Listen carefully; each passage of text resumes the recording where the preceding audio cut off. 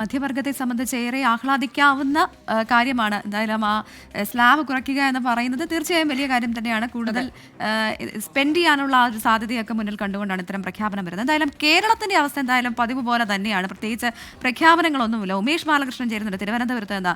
ഉമേഷ്, ഈ ബജറ്റിൽ വലിയ നിരാശയാണ് കേരളത്തിന്. പ്രത്യേകിച്ച് മുണ്ടക്കൈ ചൂരൽമല ദുരന്തം, ഇതുമായി ബന്ധപ്പെട്ട ഒരു പ്രത്യേക പാക്കേജ് പോലും പ്രഖ്യാപിച്ചിട്ടില്ല എന്നുള്ളതാണ്. ഈ പ്രഖ്യാപനത്തെ ഇപ്പോൾ കോൺഗ്രസ് ആണെങ്കിലും CPM ആണെങ്കിലും വലിയ രീതിയിൽ വിമർശിക്കുന്നുണ്ട്. BJP എന്തായാലും ഇതിനെ പ്രതിരോധിക്കാൻ കുറച്ച് കഷ്ടപ്പെടുമെന്ന് തോന്നുന്നു. ഒറ്റ നോട്ടത്തിൽ അങ്ങനെയാണ് തോന്നുന്നത്. എന്താണ് ധനമന്ത്രി പറഞ്ഞത്?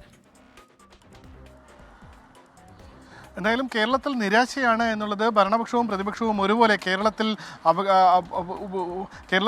നിന്നുള്ള ഭരണപക്ഷവും പ്രതിപക്ഷവും ഒരുപോലെ വിമർശിക്കുന്നുണ്ട്. അതിന് പ്രധാന കാരണം വയനാട് തന്നെയാണ്. കേരളം 24,000 കോടി രൂപയുടെ പ്രത്യേക പാക്കേജാണ് ആവശ്യപ്പെട്ടത്. നമുക്കറിയാം, സാധാരണഗതിയിൽ ആവശ്യപ്പെടുന്നത് പൂർണ്ണമായൊന്നും ലഭിക്കില്ല. പക്ഷേ ഇത്തവണ വയനാട്ടിൽ വലിയൊരു പ്രതീക്ഷ സംസ്ഥാനത്തിന് ഉണ്ടായിരുന്നു. പ്രത്യേകിച്ച് ഇത്രയും നമ്മൾ അതിതീവ്ര ദുരന്തമായി പ്രഖ്യാപിച്ച ശേഷം ബജറ്റ് വരുന്നു. ഈ ബജറ്റിൽ സ്വാഭാവികമായ ഒരു പ്രത്യേക പാക്കേജ് കേരളം പ്രതീക്ഷിച്ചിരുന്നു. പക്ഷേ അതുണ്ടായില്ല. മറ്റ് പാക്കേജുകൾ എന്ന് പറയുന്നത് വിഴിഞ്ഞമാണ്. വിഴിഞ്ഞത്തിലും കാര്യമായ മാറ്റമൊന്നും ഉണ്ടായില്ല. തീരശോഷണം വലിയ രൂക്ഷമായി കേരളത്തിൽ. തീര സംരക്ഷണത്തിന് വേണ്ടിയുള്ള പാക്കേജും ആവശ്യപ്പെട്ടിരുന്നു. അതിനും കാര്യമായ മാറ്റം ഉണ്ടായില്ല. എന്തായാലും സംസ്ഥാനത്തിന് വലിയ നിരാശയാണ് എന്നാണ് ധനമന്ത്രി ഇക്കാര്യത്തെ വിലയിരുത്തിയിരിക്കുന്നത്. പ്രത്യേകിച്ച് കേരളത്തിൽ ഇപ്പോൾ പ്രധാനമായി കേന്ദ്രം പ്രഖ്യാപിച്ച മറ്റൊരു പദ്ധതിയാണ് എല്ലാ സെക്കൻഡറി സ്കൂളുകൾക്കും ഇൻ്റർനെറ്റ് കണക്ഷൻ. പക്ഷേ കേരളം മുന്നേ സഞ്ചരിച്ചത് കൊണ്ട് തന്നെ കേരളത്തിലെ പ്രൈമറി സ്കൂൾ അടക്കമുള്ള എല്ലാ സ്കൂളുകളിലും സ്വന്തം നിലയിൽ തന്നെ ഇൻ്റർനെറ്റ് സംവിധാനം ഏർപ്പെടുത്തി കഴിഞ്ഞിട്ടുണ്ട്. ഈ സാഹചര്യത്തിൽ എല്ലാ സംസ്ഥാനങ്ങൾക്കും ഓരോ പദ്ധതി നിർവഹിക്കുന്നതിന് വേണ്ടി നിശ്ചിത വിഹിതം കേന്ദ്രം ഈ ബജറ്റിൽ സ്വാഭാവികമായി മാറ്റിവെക്കും.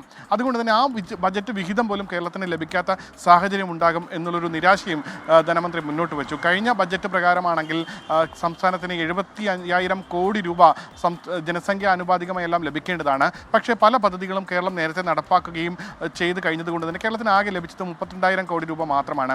പുതിയ ബജറ്റിലെ വിഹിതം അനുസരിച്ച് ജനസംഖ്യ ആനുപാതികമായി നോക്കിക്കഴിഞ്ഞാൽ ഈ 75,000 കോടിക്ക് പുറമെ ഒരു 16,000 കോടി കൂടി കേരളത്തിന് ലഭിക്കേണ്ടതാണ്. പക്ഷേ അതും ലഭിക്കുമെന്ന് വല്ല പ്രതീക്ഷയൊന്നും കേരളത്തിന് നിലവിലില്ല. ഇതുകൂടാതെ വലിയ വിമർശനങ്ങൾ കാർഷിക രംഗത്തും തൊഴിലുറപ്പ് രംഗത്തും എല്ലാം വിഹിതത്തിലെ തുക വെട്ടിക്കുറച്ചത് വലിയ വിമർശനങ്ങൾ അദ്ദേഹം ഉന്നയിക്കുന്നുണ്ട്. പ്രത്യേകിച്ച് കഴിഞ്ഞ വർഷത്തേക്കാൾ ഏകദേശം 3,200 കോടി രൂപ ഇൻഷുറൻസിൽ, അതായത് വിള ഇൻഷുറൻസിൽ കുറവ് വരുത്തിയിട്ടുണ്ട്. തൊഴിലുറപ്പ് പദ്ധതി വിഹിതത്തിൽ കുറവ് വരുത്തിയിട്ടുണ്ട്. ഫ്യൂവൽ സബ്സിഡി കുറവ് വരുത്തിയിട്ടുണ്ട്. കാർഷിക മേഖലയിലെടുത്താൽ വളത്തിൻ്റെ സബ്സിഡിയിൽ കുറവ് വരുത്തിയിട്ടുണ്ട്. ഇവയെല്ലാം കർഷകരെ നേരിട്ട് പ്രതിസന്ധിയിലാക്കുന്ന കാര്യങ്ങളാണ് എന്നും കേരളത്തിൽ ധനമന്ത്രി വിമർശിക്കുന്നുണ്ട്. എന്തായാലും കേരളം ഈ രീതിയിൽ വലിയ വിമർശനാത്മകമായി തന്നെയാണ് ഈ വിഷയത്തെ സമീപിക്കുന്നത്. എന്തായാലും ഓരോ സംസ്ഥാനങ്ങൾക്കും ഓരോ സംസ്കാരമുണ്ട്. ആ സംസ്കാരത്തിനനുസരിച്ചുള്ള വിഹിതം അല്ലെങ്കിൽ പദ്ധതികൾ ഈ ഇത്തരത്തിൽ ബജറ്റുകളിൽ നടപ്പാക്കേണ്ടതാണ് എന്നുള്ളൊരു നിർദ്ദേശവും കേരളം മുന്നോട്ട് വെക്കുന്നു. കേരളം അതിനൊരു ധനമന്ത്രി ഒരു രസകരമായ ഒരു കമൻ്റ് അതിൽ പറഞ്ഞത്, ഇനി വേണമെങ്കിൽ കേരളത്തിലെ എല്ലാ സ്കൂളുകൾക്കും 2 ചപ്പാത്തിയും ദാലും എല്ലാം കൊടുക്കാൻ പദ്ധതി കേന്ദ്രം പ്രഖ്യാപിച്ചാൽ കേരളം എന്ത് ചെയ്യും? കേരളത്തിന് നടപ്പാക്കാൻ കഴിയില്ലല്ലോ എന്ന രീതിയിൽ. അതായത് ഉത്തരേന്ത്യ കേന്ദ്രീകരിച്ച് പ്രത്യേകിച്ച് ബീഹാറിന് വേണ്ടിയുള്ള പ്രത്യേക പാക്കേജുകളെല്ലാം എടുത്തുകൊണ്ടാണ് ഇത്തരമൊരു വിമർശനങ്ങളെല്ലാം നടത്തിയത്. എന്തായാലും പൂർണ്ണമായി ഒരു പാക്കേജും കേരളത്തിന് കിട്ടിയില്ല, ഒരു വൻകിട പദ്ധതികളും കേരളത്തിന് കിട്ടിയില്ല എന്നുള്ളത് നിരാശ ഉണ്ടാക്കുന്ന കാര്യം തന്നെയാണ്. പ്രഭിത.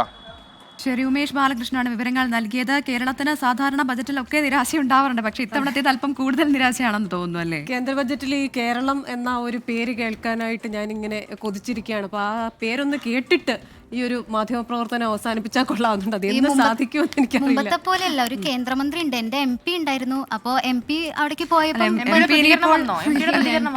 പ്രതികരിക്കാനുള്ള സാധ്യത ഉണ്ടെന്ന് തോന്നുന്നില്ല. അദ്ദേഹം എന്തായാലും അതിൽ അതാണ് കെ മുരളീധരൻ പറഞ്ഞതും അതാണ്. കേരളത്തിൽ നിന്ന് ഒരു MP ഉണ്ട്, എന്നിട്ടും എന്റെ MP അങ്ങോട്ട് പോയപ്പോ പറഞ്ഞിരുന്നത് ഞങ്ങൾക്ക് വാരിക്കോരി തരാം എന്നൊക്കെയാണ്. വരും മണിക്കൂറുകളിൽ കൃത്യമായ ഒരു പ്രതികരണം ഉണ്ടാകും എന്ന് പ്രതീക്ഷിക്കുന്നു. ആ കാര്യത്തിൽ